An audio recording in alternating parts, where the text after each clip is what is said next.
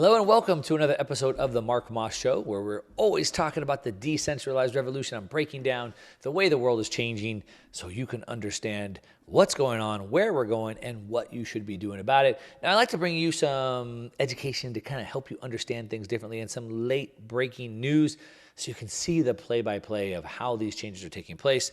And that's what we got coming up today. I got a lot of news stories that happened this week. I want to cover something really big happened in the financial space with the SEC, Securities Exchange Commission, and cryptocurrency. Big deal. I want to talk about the problem that the United States is having when it really comes down to dealing with this global decentralization that's happening, specifically in regards to ramping itself up against China and so forth. I want to talk about what is going on in the U.S. real estate market with some new entrants into the space, as well as presidential candidates weighing in against that. And you won't believe what this teacher just said to this student. It goes on, it builds on exactly what I talked about last week on the show. We're going to cover all of that and more, a whole lot more. So don't tune out. I got to cover all this. If you do have to tune out, don't worry. You can catch up on the podcast. Just search the Mark Moss Show on your favorite podcast player. Now, like I said, big news in the financial space overall.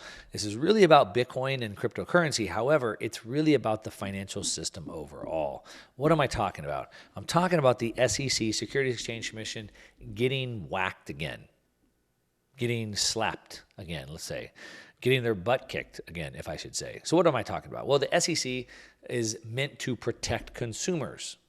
Of course, they don't do that. All they do is put consumers into more harm. That's what they do. In my opinion, as I've said many times, I think they should just shut down and disgrace.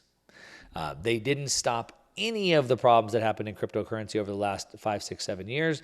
They didn't prevent anything from going on with the Terra Luna collapse. They didn't help anybody with the Celsius collapse, which is a U.S.-based regulated company. They didn't help anybody. They didn't help anybody prevent loss with the BlockFi, which is again a U.S.-based company. They didn't help anybody with the FTX, even though Gary Gensler, the head of the SEC, is buddy and with the FTX crew, Sam Bankman-Fried. They didn't help anybody with any of that. As a matter of fact, in my opinion, they only helped it get worse and harm more people. So I think they should shut down disgrace. However, I think as I warned back, I think November of last year, that Gary Gensler was going to come out swinging. He has egg on his face. He looks horrible, and he can't go out like that. So he's got to come extra heavy-handed to really prove that he can get things under control, right? That he's a man of action or something like that. And so I warned that was going to be the case, and that certainly has been the case. They have started to slap judgments, or not judgments, but regulatory action against all types of crypto projects, as well as most of the crypto exchanges, which is what I had predicted would be the main choke point. It's way easier to go after 5 or 6 exchanges than it is 25, 30,000 tokens. He's done some of both. But what's interesting is that the SEC themselves and Gary Gensler is the one getting the smackdown. So we've seen several high-ranking law members basically calling for Gary Gensler's resignation. We see, people calling for him to step down, people for him to quit, all of that. And at the same time, a lot of these enforcement actions that he's been filing have also been getting slapped down. We saw, I think I covered a few weeks ago, how the long-standing case that everybody's been watching is the SEC versus Ripple and XRP.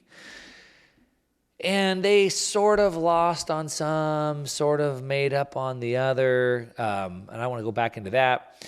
But now another one, which the SEC has been basically denying every single Bitcoin ETF that's come across its desk, which doesn't make a lot of sense to me. They say that the reason why that they don't want to allow a spot Bitcoin ETF is because they're not sure how much manipulation is out there in the market. But I've never really understood that. And the reason why is you have 2 types of ETFs. ETF 1 is where you don't really buy the underlying product. So what does that mean? That means if I were to buy a Bitcoin ETF, a spot ETF, and I gave them $1,000, they would have to go buy $1,000 worth of Bitcoin to back my $1,000 in there. That's a spot ETF. But the other way is on the futures, where basically I'm just betting on the price direction of the underlying asset. And that's how most gold ETFs are. There's rumored, we don't even know, it's rumored to have about 500 fake paper ounces for every one real physical ounce. And so they're doing Bitcoin the same way. So they've allowed those types of Bitcoin ETFs to happen, but we don't have a physical Bitcoin ETF. And they say because we don't know how much manipulation is out there. Well, if you manipulate the price, you manipulate the price. What difference does it make if I own the asset or not? We're still betting on the price of the asset either way, right? So that never made sense to me, but that's what they've been hanging on.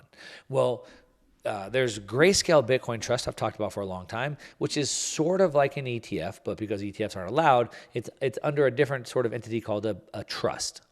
But Grayscale wants to convert from this trust into an ETF. They already hold the Bitcoin.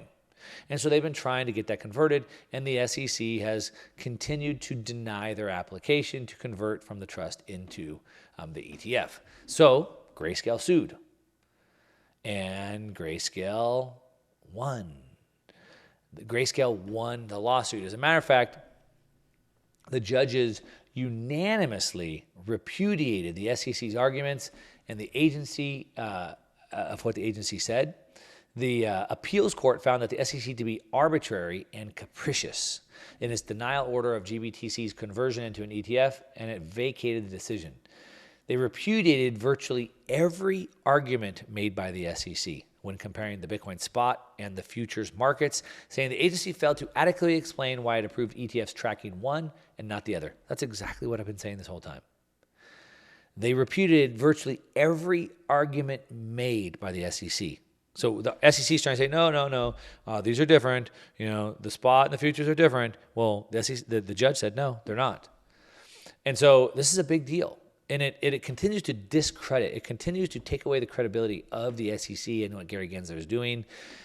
And apparently, according to Bloomberg Intelligence, they're saying that now because this has happened, the chances of the SEC approving a spot Bitcoin ETF this year have risen to 75% from just 65% before the win. Now, Bloomberg Intelligence says that they believe that the odds are 95% before the end of 2024. Now, that's a big deal for a bunch of reasons. Like I said, it's a big deal if you're a GBTC holder, a Grayscale Bitcoin Trust holder. It's a big deal because it can unlock those tokens for you. It's also a big deal because it's showing a string of events where the SEC is continually getting smacked down. And so we're starting to see that this overburdensome, heavy-handed approach by the SEC is getting peeled back. And I think that's a good thing. Like I said from the beginning, I think they should just shut down. And so they're not going to do that. But maybe it'll start to slow them down a little bit. Take away some of their heavy-handed actions. Now, the big ETF that everybody's waiting for is this BlackRock ETF. Now, BlackRock is the largest asset manager in the world. They're essentially an extension of the government, if you will. They do a lot of purchases for the Fed, et cetera. And they have an ETF that's on the docket, a physical ETF, and they could be the first one in. Now, is BlackRock good or bad for the future of Bitcoin and crypto? Well, I'm no fan of BlackRock. That is not a mystery. I talk bad about them all the time. They've taken all your money and they use it against your best interest. So I would say that they're probably good and bad. I'm afraid that if they do like what they always do, which is take over majority interest in all these companies, they could use that for bad, like they do all the time. I could also argue that it could be good because it could bring a massive amount of people into the Bitcoin and the cryptocurrency space, which could push the asset prices up sky high to the moon. So I guess it depends on, it's good if you own crypto and Bitcoin and you'd like to see it go higher. It could be bad because they could potentially try to centralize and manipulate it like they normally do. In regards to the economy, which is really driven by both politics and finance, if you want to know what's going on there, you kind of have to look at Jerome Powell, the head of the Federal Reserve. The Federal Reserve sets the monetary policy, not just for the United States, but really for the whole world, by setting the price of money, right? So when they increase interest rates, like they've done, the fastest rate in history, then they're changing the price of money. They're making money more expensive. When money's more expensive, less people buy it. You buy money by paying the interest rate. Now, the Fed just had their annual meeting in Jackson Hole, Wyoming, where it wasn't just the U.S. and the Fed. It was the international bankers as well. Christine Lagarde from the ECB, European Central Bank, was over there, as lots of other bankers were as well. Now, of course, since it's in the U.S. and it's the Jerome Powell and the Fed's meeting, of course, Mr. Powell gave his keynote address. Now, a couple of things of interest in there was that he said that the fight against inflation wasn't finished and that there was still a long way to go to get the job done, which seems kind of hawkish. He said that the lower monthly readings for core inflation in June and July were welcome, so he liked it. But, he said, 2 months of good data are only the beginning. 12-month core inflation data is still elevated. So he's kind of saying, look, we're committed to bringing down inflation. He said this many times. He said there's going to be pain. He said we have to get back to 2%. He said, sure, we've seen some trends going down, but we're not content with that yet. So he said that, quote, we see the current stance of our policy as restrictive, putting downward pressure on economic activity, hiring, and inflation. But we can't identify with certainty the neutral rate of interest, and thus there is always uncertainty about the precise level of monetary policy restraint, end quote.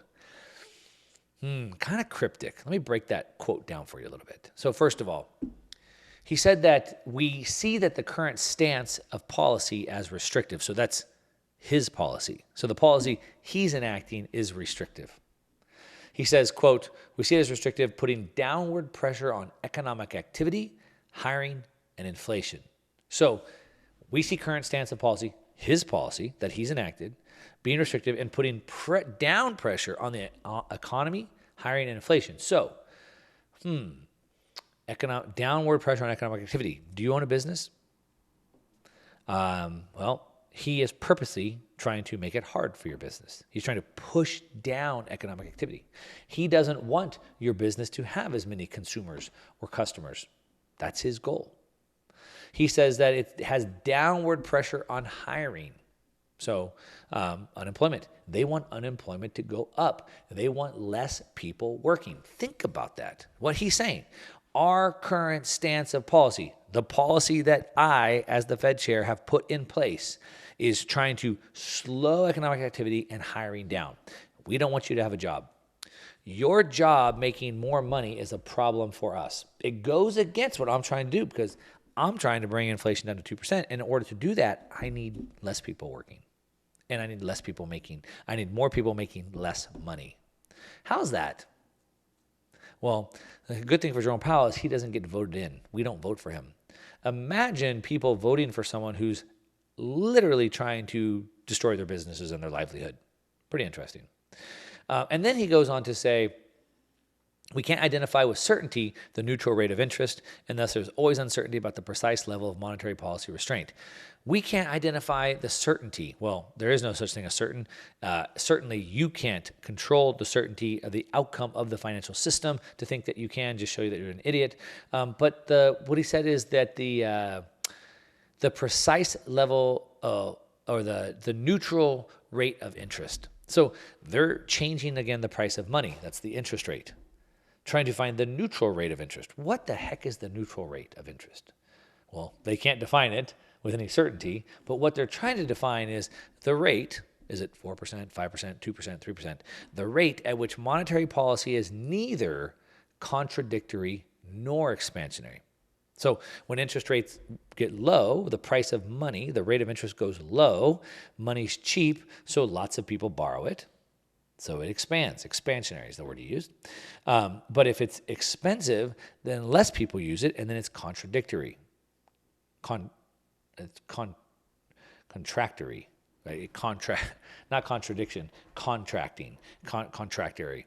So if money is expensive, then I don't open up that new office. I don't hire more people. I don't bring on new trucks. I don't service new clients because the money's too expensive for me to do that. So that's contracting the economy. But if money's too cheap, then I expand. Now, I would argue that the market's always doing both. And for them, to his point, we cannot identify with certainty the neutral rate of interest. Well, of course you can't. because you don't understand, you don't have enough information. It's not just Jerome Powell. Anybody who thought they could do that would be out of their mind. You don't have enough information to manage 330 million people in the United States, 8 billion people in the world, and all their changing wants, needs, and desires. That's why the price of money is not supposed to be set. The price of money is set in the free market. You see, the way it works is that if I want to open up a new office and I want to get new trucks so I can service more customers and I have to go borrow money, I need to know how much that money is going to cost me. If it's too expensive, I don't take it. If it's too cheap, I do, right? But the problem is when that's not found in the free market. So the way it works is that if a lot of people have a lot of savings, then that money is cheap. We have more people with savings, more people trying to lend me money. So there's less people borrowing, more people trying to lend. The price of that money goes down. When that money goes cheap, it tells me a lot about the economy. It tells me that there's customers out there that have money. So I borrow the money at this cheap rate because I know it's cheap and I know the economy's good. Now, the flip side is if there's a lot of people wanting to borrow and not very many savers and lenders, then the price of the money goes very expensive. And that tells me that maybe I shouldn't take on that loan because the economy is probably bad because there's not a lot of extra money in the system. So the price of money is supposed to change. Oh, you mean, Mark, like all other prices on supply and demand? Yes, on supply and demand. But somehow, magically, Jerome Powell is trying to come up with the rate of interest, the neutral rate of interest, but he can't. It's per his own quotes. So he's prepared, he says, quote, "We're prepared to raise rates further if appropriate and intend to hold policy at a restrictive level until we're confident that inflation is moving sustainably down toward our objective. But even then," he said, "we'll proceed carefully with future rate hikes." So basically, it's a bunch of wishy-washy back and forth. We're paused. We see some good signs, but we're not sure if we're out of the woods yet. So we're going to kind of wait and see. So in my opinion, if you want me to interpret this Fed speak, that's what we call it, Fed speak to you, he's playing both sides, leaving his options open. But in my opinion, he's setting the stage for no more hikes and saying that we might only have one or two more and we'll be done. Of course, there's the future that Klaus Schwab paints in his book titled The Fourth Industrial Revolution, Fourth Technological Revolution. Oh man, I've read the book. I forget what it's called. But he paints this picture of this AI where all of our brains are hooked to this AI cloud, and then it can have enough data where it can manage this for us. But the problem why I think that never works is that we as humans are irrational. And so while an AI might be able to look at every single decision I've ever made and map out my next most probable decision rationally based off of data, it doesn't take into account that humans are irrational. So I always want steak. Every time I go to dinner, I have steak all the time. But for some reason, that chicken looked really good, and I just feel like having chicken right now. I don't know why. Just for some reason, I just thought I'd have chicken. And so it can't take it into account, but they're trying. Now, other ways they're trying to control the economy is through, well, as I said before, changing the price of money, but also by changing incentives. And this is what starts to get interesting. You see, when a government tries to control an economy with, or I should say a complex system with one single lever, it leads to other unintended consequences. So what am I talking about? Well, the Fed has tried to slow down inflation by making you broke, and they do that by making the price of money very high. So when the price of money goes very high, right now, buying a home is very difficult. As a matter of fact, buying a price of home depends on where you're at, but it has gone up by 30, 40% just because of the price of money going up. And so it's harder. It's harder for people to buy homes. And so that is the government policy. They've tried to fix a problem from a different cause, but by changing the price of money. But then unintended consequences is other people go around that. So, for example, we saw this week that Zillow, the website that tells you how much your home is worth, Zillow Home Loans is now offering a home loan with only a 1% down payment option. You see? So the Fed wants to slow home buying down by making the price of money higher. And a company like Zillow just says, well, okay, we'll just change the program so we'll still make it attractive. which is why you can't change a complex system with one single thing. It's like your body. Your body's a complex system. And so let's say I have heartburn. So I go to my doctor, hey, doctor, I have heartburn. And he gives me a prescription antacid. But then I have all these different side effects, right? All these medications you see advertised on TV all the time, they have all these different side effects. So all I did was have a heartburn. My doctor could have said you should have a more alkaline diet. That'd be easy. But instead he puts me on a prescription because he's trying to affect one thing in a complex system. And that's exactly what happened. So Zillow's mortgage arm launched a down payment assistance program where the company will cover 2% of the borrower's down payment at closing, which would allow buyers to pay just 1% up front. Well, when you make money cheap, when you make it easier to buy homes, more people will. That's what they want. It's just funny because that's not what the government wants. Now, this is, as of right now, it's only available and eligible for people in Arizona, which I think is pretty interesting. I don't have any data to tell me why only Arizona. Part of what I'm thinking is because maybe they think Arizona might be the best real estate market right now. I do have some investor friends who are buying apartment buildings in the greater Phoenix area, the suburbs of Phoenix, because they think it's one of the best markets out there. So maybe they're saying, well, we wouldn't want to do it in like Seattle or San Francisco, which are two of the worst real estate markets in the nation, but we feel pretty good about Arizona, so we'll do that. I'm saying that, I'm guessing at that. I don't have that as fact. But basically, what they want to do is allow you to take this 2% portion of the down payment and pay it and pay it during the closing, not as a payment to the borrower. All right. Now, it's only eligible for first-time borrowers in Arizona, and the option to put a 1% to 3% down payment on a home, and then Zillow will provide the rest as a grant. So, for example, let's say that you chose a 5% down payment, then they'd cover 2, you'd have to come up with 3, something like that.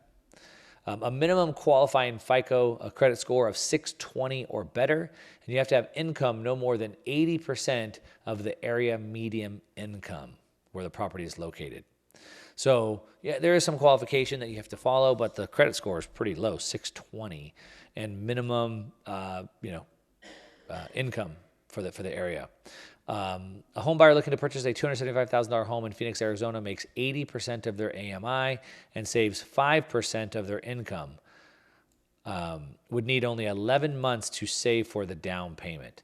So if you made 80% of the area median income, it should take you, and you're only saving 5% of your income, which, by the way, you should save way more than that. It would take you 11 months to save for the down payment. By comparison, the same buyer who needed to save 3% of the purchase price would be required 31 months. So you take the amount of time you have to save from 11 months, from 31 months all the way down to 11 months. Now, interesting enough, presidential candidate RFK Jr. came out this week and said something very similar, and he proposed that if elected president, he would introduce a 3% mortgage rate for Americans backed by the government and funded through the selling of tax-free bonds. Well, interesting enough, RFK, the government already does that. That's sort of the whole point of what Zillow's doing. If you take a 3% down payment, they'll cover 2 of it for you. So he wants to introduce a 3% mortgage, but we already have that. And I hate to tell you, RFK Jr., but most of the home loans under jumbo size are backed by the government already. That's the Fannie, the Freddie, the VA. We already have that. So that's pretty interesting that he said that. I think it's like a last-ditch effort to buy votes. And it's pretty sad. I've never voted Democrat in my life, but RFK is somebody that I could get behind. I think he could beat Biden heads up, straight up in any election right now today. But he seems to be kind of falling behind, maybe in a little bit of relevance in the polls. Maybe this is like a Hail Mary last-ditch effort for him to buy some votes. I don't really know. But we already got that. Now, another thing that I saw this week that really caught me off guard was the new, quote, new affordable housing market. Now, we saw Lennar Homes, based out of Florida, selling tiny homes in Texas for $130,000, sparking criticism that this is the new affordable housing market. So they built an entire community of tiny homes, 350 square foot homes. in San Antonio, Texas, 350 square feet homes in San Antonio, Texas, an entire neighborhood of them. And they're $130,000. Critics questioned whether it's enough. It's enough. I mean, is that price even enough? $130,000 for a tiny home, that should be like $50,000 maybe. $130,000. I mean, wow. So that's an affordable home for you. Now, California has their own way to deal with the affordable housing crisis. As a matter of fact, good old Gavin Newsom, he signed a bill, legislation to increase affordable housing supply in California. And you know what their plan was? Their great plan was, why don't you just build a second house on your lot? If everyone just were to add a second house onto their existing lot, well, that would make it more affordable.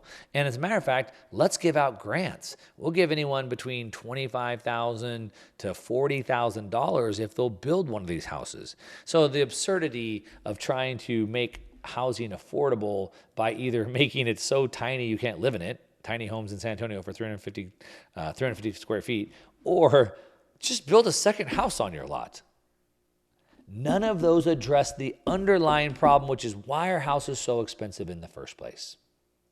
Now, that's a big problem. How do people afford this? You've been hearing me talk about recently my friend Dutch Mendenhall. He's the co-founder and CEO of Rad Diversified and the president of the Alternative Investment Association, and he wrote a book to address that very thing.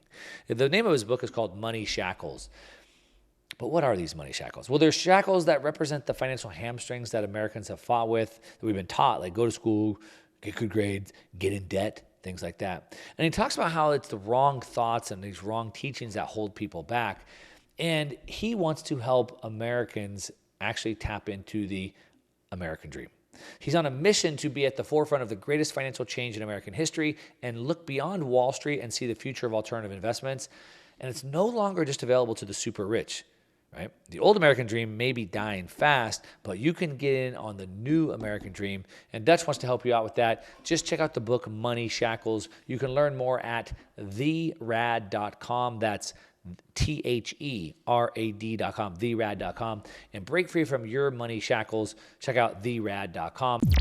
I saw these stories that popped up this week that really just struck me, maybe a little bit different stories than I typically talk about, but I thought very important and timely to talk about because it really highlights where we're at right now, and it actually dovetails in with the story I talked about last week.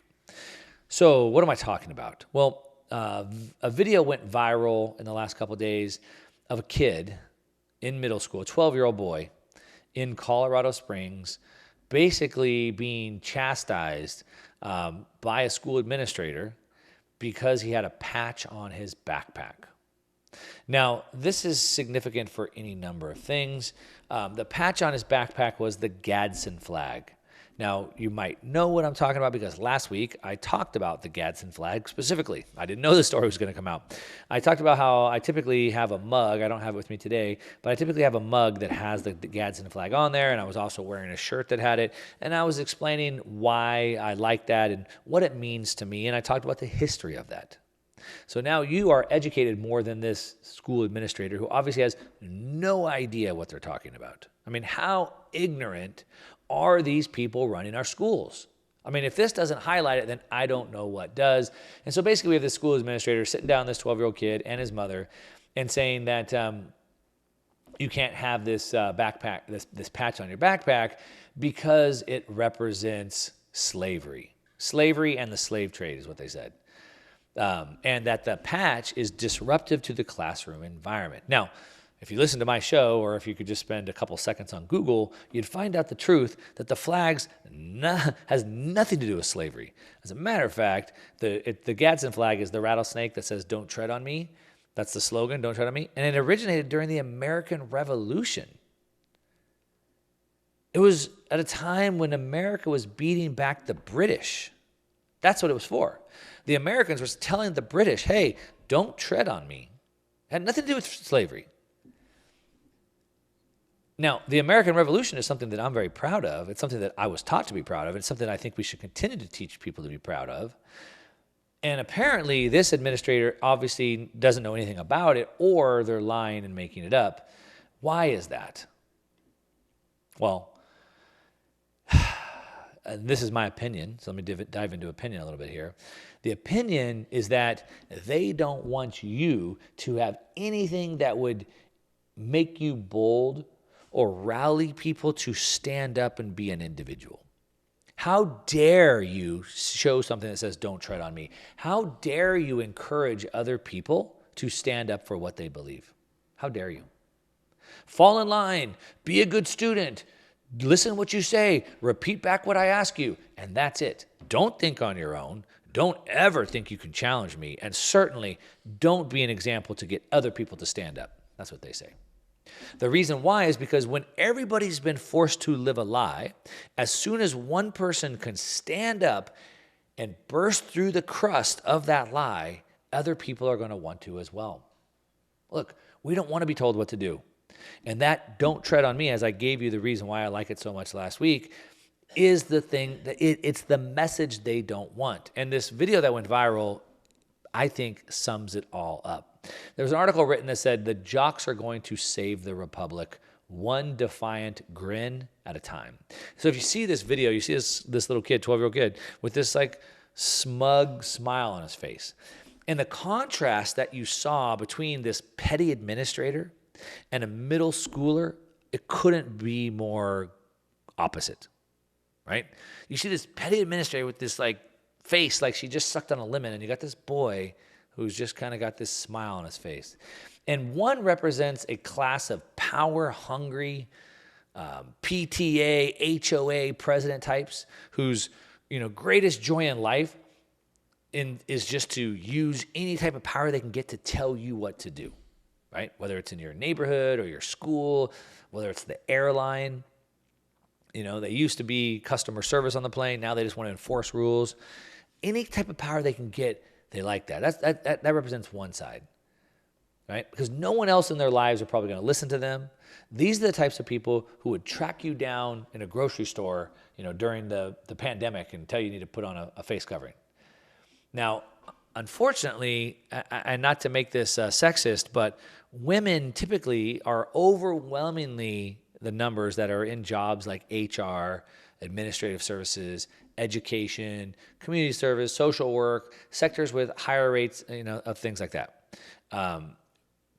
Stereotypically, males move into STEM, science, technology, things like that. Women sort of move into those roles.